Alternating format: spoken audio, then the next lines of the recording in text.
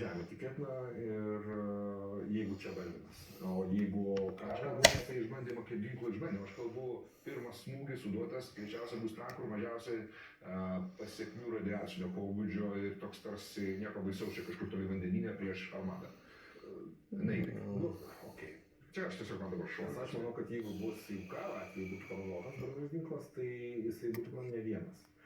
Visą šalto karo, tiek ir teko skaityti visų dokumentų, niekur nėra panaudojimas vienas.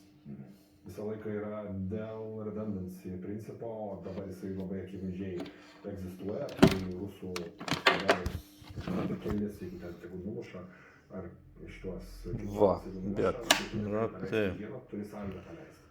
O salvė reiškia keli mažiausiai branduoliniai ginklai. O to ką tai reiškia? Yra dar toks, ką tu apie jį galvoji, toks sentimentas, kad rusai turi padaryti viską, ką jie daro, kuo greičiau ir dabar.